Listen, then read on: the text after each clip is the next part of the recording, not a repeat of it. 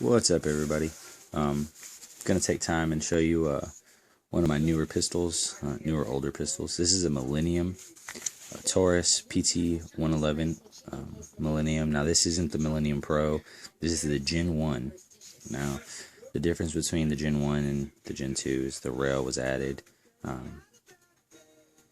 Really, that was the biggest difference aesthetically.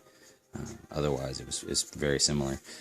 This one actually is a different. This was a special edition or something like that.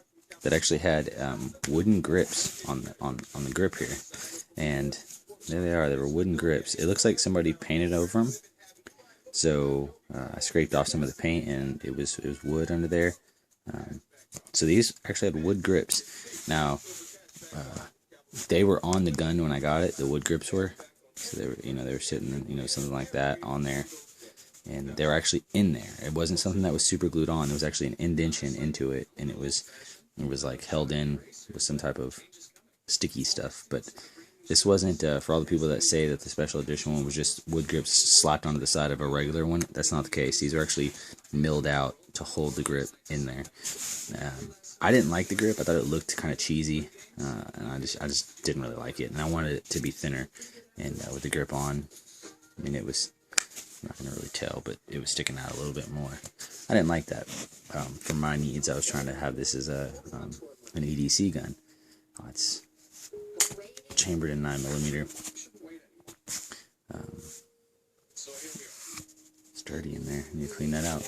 Anyways, so I took the grips off, and I bought some stuff, some gun grip, and I actually took the time to tape it off and measure around and fit this gun grip on there, and I think I did a pretty good job. And I went all the way around here, around the back as well. It's very methodical with the way I did this, and then of course I put some up here where my finger might rest. And then if I ever decide to shoot left-handed, which the day may come when you're in an emergency situation and you only have your left hand, I'll be able to, rest my finger there with my left hand as well. So now, as far as how this gun functions and how it performs, I mean, it functions fine. It performs well, as intended. I mean, you pull the trigger and it goes bang. There's your safety right here on the back. Takedown right here. It's pretty simple. It's pretty similar to any semi-automatic pistol that's made nowadays. The takedown is, but I just thought I would show people, because you don't see a lot of these with the wooden grips. It's a little more rare, I guess, and this actually wasn't in great condition. I don't know how collectible the special edition was. This one wasn't in great condition anyways. The finish is wearing, the grips were painted, and I paid $175 to the guy. So, and it came with only one magazine. So that's another thing. It didn't have the two magazines. So I got one 10-round magazine, and for $175, I think it was $175 or $180, somewhere in there. And the guy gave me a box of ammo as well with it. So I feel like I got away pretty good on that. But yeah, I mean, as far as how this gun feels in the hand, let me put the magazine in, and it feels good in your hand for the most part. I like the way it feels better than I like some of the other compact pistols. I like that it's got the lip here built into the grip, as opposed to in the magazine. So it's built into the grip itself that has that lip, so I can get my finger on there and it holds, get a pretty good purchase on it.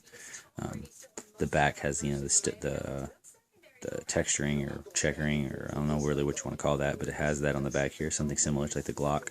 Front has it as well. Thought about covering that up in the gun grip stuff, but really that's a pretty aggressive grip, so it holds on pretty well. And as far as how it feels in my hand, I'll let you see. It's still a thin gun. I wish I had another gun out here to compare it to as far as thinness and size. I have my Glock, but I don't really feel like grabbing it right now. But yeah, I mean, it's definitely a thin gun. It's definitely good enough as a EDC. I mean, as you can see, I have a decent sized hand, but it fits in my hand somewhat. About the size of my hand exactly, as far as length and even width from the top. here. It's about exactly the size of my hand, so I think it's a really good size for me. I'm a larger person. I'm 6'3", so I'm happy with it. I carry it around when I can. I really wish that they had I really want one of the inside the waistband holster grips where it just sticks onto the side of the pistol itself, just like a clip. Glock has it, and a couple other pistols they make it. I really wish that was for this, so I can actually just just slide it in and just leave it be and be able to pull it out. It minimalizes accessories you have to carry, so I don't have to bring a holster or what have you. That clip is actually very convenient, so I may try to fab something to the actual polymer frame here, some type of clip, but I'll have to take it apart and look to see if there's anything that I can actually attach to the frame to make a clip to put into my waistband. I may even be able to play with the safety lock here. This has a safety lock. I may be able to utilize that to hold down some type of clip. We'll see though. If not, I'm really not worried about it. The inside the waistband holster is not exactly expensive or anything like that. So, but yeah, this is the Taurus PT111 Gen 1 9mm. So, special edition, but you don't get to see what the difference is because I took the difference off, which was this. But I mean, again, there's an idea. Cheesy wooden grip. Just Google special edition Millennium PT111. You might find something. There wasn't much, but I saw a couple references to it. So apparently they only made them for like a year. So, but anyways, that's my inexpensive, cheap, everyday carry gun for now.